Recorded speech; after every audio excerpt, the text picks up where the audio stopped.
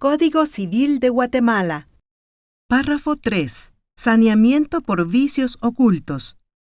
Artículo 1559.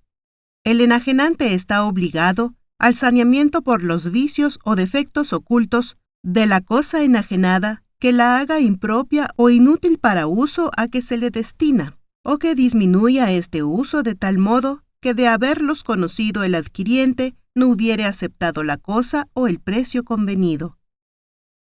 Artículo 1560. El enajenante no es responsable de los defectos o vicios manifiestos o que están a la vista, ni tampoco de los que no lo están, si el adquiriente, por razón de su oficio o profesión, debe fácilmente conocerlos, salvo el caso de que el enajenante haya declarado que la cosa la entregaba sin ningún defecto.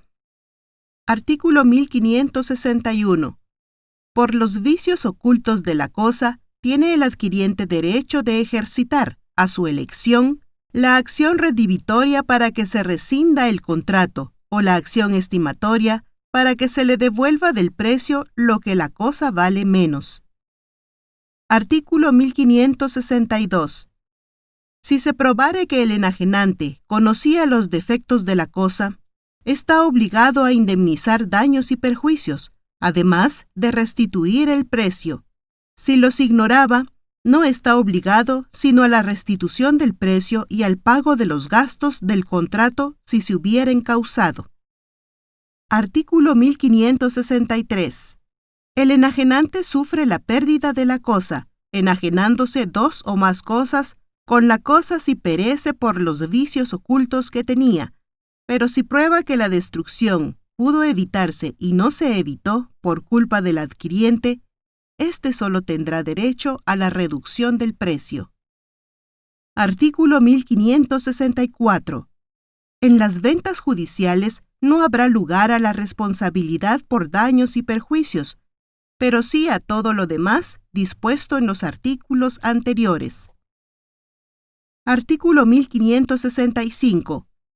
Enajenándose dos o más cosas conjuntamente, sea por un precio alzado o señalando a cada una su precio, el vicio de una sola da lugar al saneamiento de ella, pero no de las demás, a no ser que aparezca que el adquiriente no habría recibido la cosa o cosas buenas sin la que resulte viciada, o que la cosa consista en un rebaño o partida de ganado, y el vicio fuere una enfermedad contagiosa.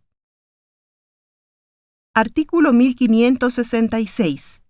En la adquisición de un tiro, yunta, o pareja de animales o juego de otras cosas, se presume que el adquiriente no habría aceptado una sola de ellas ni adquirido el juego incompleto, aunque se hubiere señalado precio separado a cada uno de los animales o cosas que lo componen.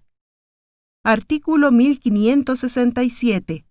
Si el animal que se enajena muere dentro de los 7 días siguientes a la entrega, procederá al saneamiento si el adquiriente probare que la muerte se debió a enfermedad o causa anterior a la enajenación, o a la entrega si ésta no fuere simultánea con la enajenación. Artículo 1568. No serán objeto de contrato los ganados y animales que padezcan enfermedades contagiosas. Cualquier contrato que se hiciere respecto de ellos será nulo. También será nulo el contrato de enajenación de los ganados y animales, si expresándose en el mismo contrato el servicio o uso para que se adquieren resultaren inútiles para prestarlo. Artículo 1569. El saneamiento por los vicios ocultos de los animales y ganados no tendrá lugar en las ventas hechas en feria, ni en las caballerías enajenadas como de desecho, salvo el caso previsto en la primera parte del artículo anterior. Artículo 1570. Si la cosa enajenada fuere inmueble o resultare grabado con servidumbres no aparentes de las que no se dio noticia al adquiriente al tiempo de contratar, puede éste ejercitar la acción de reducción del precio, si no prefiere la redivisión, pero deberá intentar aquella dentro de 3 meses contados desde el día en que tenga conocimiento de la servidumbre. Artículo 1571.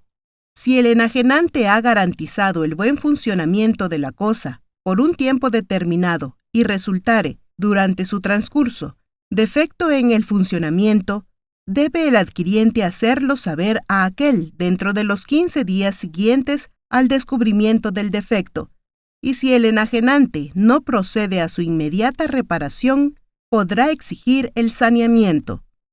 Artículo 1572. La acción redivitoria o la estimatoria deben deducirse dentro de los 6 meses siguientes a la entrega de la cosa. Las mismas acciones por los vicios ocultos de los animales deberán ejercitarse dentro de 15 días de la fecha de su entrega al adquiriente. Artículo 1573. La acción redivitoria excluye la estimatoria y viceversa. Intentada una de ellas, el adquiriente queda privado de la otra. Capítulo 3. Forma de los contratos. Artículo 1574. Toda persona puede contratar y obligarse: 1. Por escritura pública.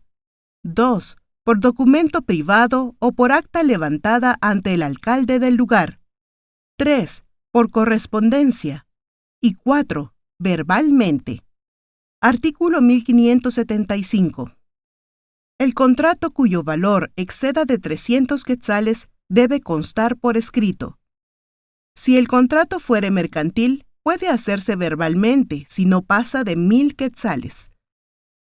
Artículo 1576. Los contratos que tengan que inscribirse o anotarse en los registros, cualquiera que sea su valor, deberán constar en escritura pública. Sin embargo, los contratos serán válidos y las partes pueden compelerse recíprocamente al otorgamiento de escritura pública si se establecieren sus requisitos esenciales por confesión judicial del obligado o por otro medio de prueba escrita. Artículo 1577. Deberán constar en escritura pública los contratos calificados expresamente como solemnes, sin cuyo requisito esencial no tendrá validez. Artículo 1578. La ampliación, ratificación o modificación de un contrato debe hacerse constar en la misma forma que la ley señala para el otorgamiento del propio contrato. Capítulo 4. Rescisión de los contratos. Artículo 1579. Los contratos válidamente celebrados, pendientes de cumplimiento, pueden rescindirse por mutuo consentimiento o por declaración judicial en los casos que establece este Código. Artículo 1580. En caso de haberse perjudicado un tercero por la rescisión, se reputará subsistente la obligación solo en lo que sea relativo a los derechos de la persona perjudicada. Artículo 1581. La condición resolutoria convenida por los contratantes deja sin efecto el contrato desde el momento en que se realiza, sin necesidad de declaración judicial. Artículo 1582. La resolución de un contrato por efecto de la condición resolutoria implícita debe ser declarada judicialmente. Artículo 1583.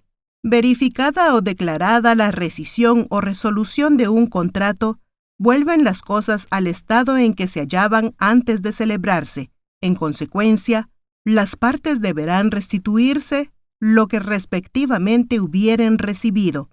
Los servicios prestados deberán justipreciarse, ya sea para pagarlos o para devolver el valor de los no prestados. Artículo 1584. En la rescisión por mutuo consentimiento, ninguna de las partes podrá reclamar daños y perjuicios, frutos ni intereses, si no lo hubieren convenido expresamente. Artículo 1585. La acción para pedir la rescisión dura 1 año, contado desde la fecha de la declaración del contrato, salvo que la ley fije otro término en casos especiales. Artículo 1586. Son aplicables a la rescisión y resolución las disposiciones de los artículos 1314, 1315, 1316, 1317 y 1318 de este Código. Capítulo 5. División de los contratos. Artículo 1587. Los contratos son unilaterales si la obligación recae solamente sobre una de las partes contratantes. Son bilaterales si ambas partes se obligan recíprocamente. Artículo 1588. Son consensuales cuando basta el consentimiento de las partes para que sean perfectos y reales cuando se requiere para su perfección la entrega de la cosa. Artículo 1589. Son principales cuando subsisten por sí solos y accesorios cuando tienen por objeto el cumplimiento de otra obligación. Artículo 1590. Es contrato oneroso aquel en que se estipulan provechos y gravámenes recíprocos, y gratuito aquel en que el provecho es solamente de una de las partes. Artículo 1591. El contrato oneroso es conmutativo cuando las prestaciones que se deben las partes son ciertas desde que se celebra el contrato, de tal suerte que ellas pueden apreciar inmediatamente el beneficio o la pérdida que les cause éste. Es aleatorio cuando la prestación debida depende de un acontecimiento incierto que determina la ganancia o pérdida desde el momento en que ese acontecimiento se realice. Artículo 1592. Son condicionales los contratos cuya realización o cuya subsistencia depende de un suceso incierto o ignorado por las partes, y absolutos aquellos cuya realización es independiente de toda condición. Capítulo 6. Interpretación de los contratos. Artículo 1593. Cuando los términos o conceptos del contrato son claros y no dejan lugar a duda sobre la intención de los contratantes, se estará al sentido literal de sus cláusulas. Si las palabras fueren diferentes o contrarias a la intención evidente de los contratantes, prevalecerá esta sobre aquellas. Artículo 1594. Por muy generales que sean los términos en que aparezca redactado un contrato, no deberán entenderse comprendidos en él cosas distintas y casos diferentes de aquellos sobre los que los interesados se propusieron contratar. Artículo 1595. Las frases y palabras que puedan interpretarse en diverso sentido deben entenderse en aquel que sea más conforme con la materia del contrato. Artículo 1596. Si alguna cláusula permitiera diversos o contrarios sentidos, deberá entenderse en el más adecuado para que produzca efecto, según la naturaleza del contrato. Artículo 1597.